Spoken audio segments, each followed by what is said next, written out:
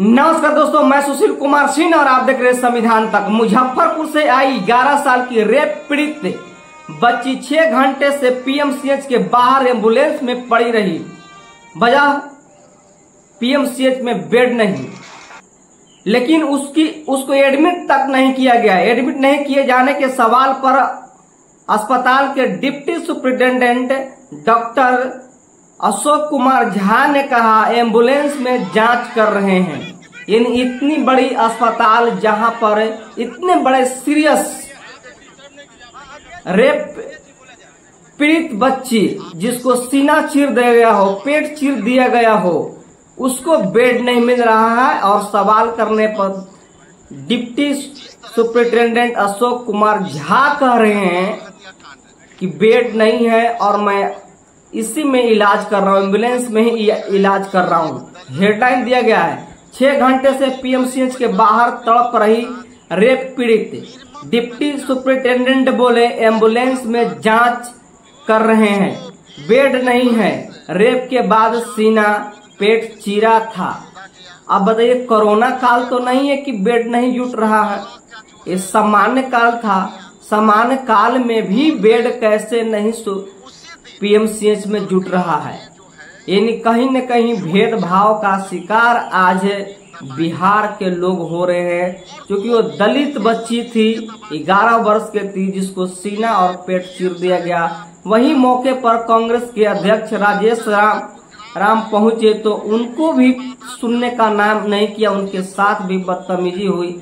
और क्या कुछ कहे हैं कांग्रेस के प्रदेश अध्यक्ष राजेश कुमार राम, उनको सुनिए।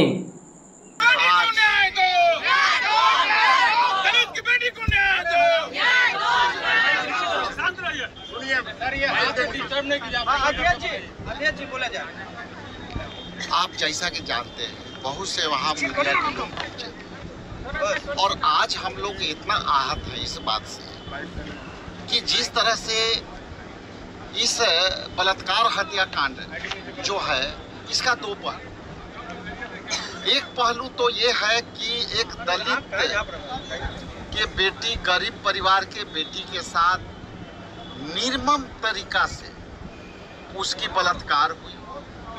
उसको 20 से 22 चाकू गोद करके सीने पर गोदा गया। उसके बाद उसको गला का जो है काटा गया और उसी दिन सरकार ये जो है चुपचाप मुजफ्फरपुर में 2 दिन दबाई रखी। और 2 दिन प्रशासन इसलिए दबा के रखा कि पीएम साहब का प्रोग्राम था और पीएम साहब के प्रोग्राम में कोई विघ्न बाधा ना हो जाए, इसलिए 2 दिन तो वो मिले। तो जैसा कि मैंने कहा कि एक पहलू तो है बलात्कार का और दूसरी पहलू है हत्या का। हत्या इसलिए मैं कह रहा हूं कि इसके हत्या में शामिल बिहार की सरकार है और बिहार के सरकार के मुखिया जो डबल इंजन की सरकार चल रही है, जिसमें आदरणीय प्रधानमंत्री जी ने उस दिन जंगल राज की बात कह के गई और उसी दिन ये घटना होती है। तो आपके चैनल के माध्यम से बिहार के जो ये निकम्मी सरकार बैठी हुई, जो दलित विरोधी है, जो है किसी भी तरह से महिलाओं को सम्मान देने में चुकी हुई है, तो ये जो है विशुद्ध रूप से दूसरा पहलू ये है कि सरकार ने उस दलित बच्ची को उचित चिकित्सा सुविधा देने में विफल रही और उसकी मृत्यु हो गई। और कल भी मैंने कहा था कि आप जल्दी करो, ये भगवान और ईश्वर के भरोसे अब तक जीवित है, आप यहाँ कुछ नहीं कर रहे हो। इसलिए साफ तौर से आपसे कहता हूँ कि इसके हत्या का जिम्मेदार नीतीश कुमार जी हैं और यहाँ के सरकार है। बिहार का स्वास्थ्य व्यवस्था क्या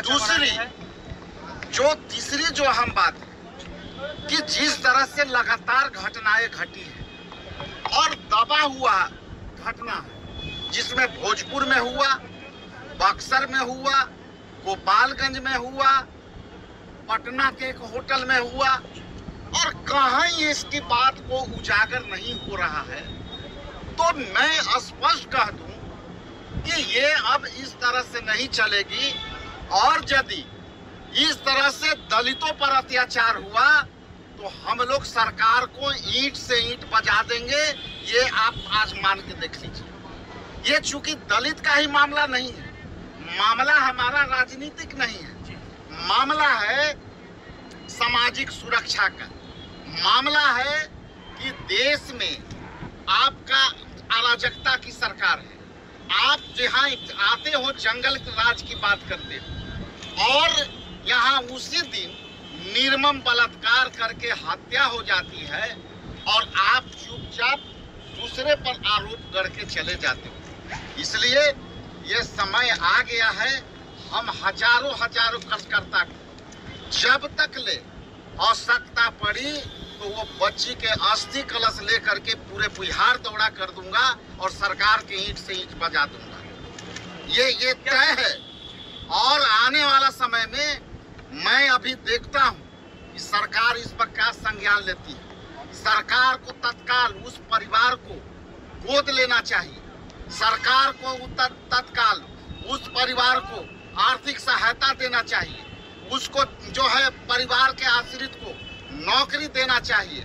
और यदि ऐसा नहीं करेगी तो हम लगातार इसको आंदोलन को लेकर के हम चलते रहेंगे, बढ़ते रहेंगे। एक शिकायत आपसे भी है, खास करके मीडिया से, कि मीडिया से निवेदन है कि इस तरह के आप भले ही पॉलिटिकल जो करते हो नहीं करते हो, लेकिन छो घटना जो घटी है आप पता कर लो कि ये सारे 6 घटना जो है यहाँ पर जब आई है, ये 6 घटना कहीं प्रकाशन में नहीं आए। कई घटना गोपालगंज में हमने जो है अपने जिला अध्यक्ष को भेजा था, वहां से जो है प्रशासन ने जो है FIR करने से बलात्कार के बाद 4 संघर्ष करना पड़ता है जिसके साथ अन्याय हो। पहला तो उसके साथ हत्या हुआ, दूसरा उसके परिवार के साथ अन्याय हुआ, तीसरा जो है प्रशासन FIR लेने से टहलाती है, दूसरा यदि वो हॉस्पिटल में आती है तो हॉस्पिटल में लेने से मना करते हैं। और सरकार यदि चाहती, PMCH प्रशासन चाहती तो ये बच्ची को बचा सकती थी। 4 घंटा एम्बुलेंस पे पड़ी रही, 4 घंटा उसका ऑक्सीजन सिलेंडर में ऑक्सीजन खत्म होने के कगार पर था। 1 घंटा हम और हमारे कार्यकर्ता, हमारे महिला कार्यकर्ता संघर्ष करती रही। उसके बाद जब दबाव पड़ने लगा और हमारे लोग और वहां से इधर उधर से पहुंचने लगे, तब पता नहीं कहां ले जा करके वो जो है वो लोग एडमिट कर दिया। ICU तक हम लोग आग्रह किए कि ये ICU का मामला है, लेकिन ICU कहते हैं कि खाली नहीं है। तो ये सरकार, यदि आपकी एक ICU खाली नहीं है तो आप गद्दी भी खाली कर दो। ये समय है जो है सिस्टम PMCH के क्या है, जाकर के देख लीजिए अराजकता किस तरह से है। दलाल बिचौलिया के थ्रू जो है सारा काम हो रहा है। इसलिए हम आपके चैनल के माध्यम से आपसे भी कहते हैं कि आप लोग भी चुप मत बैठिए, खाते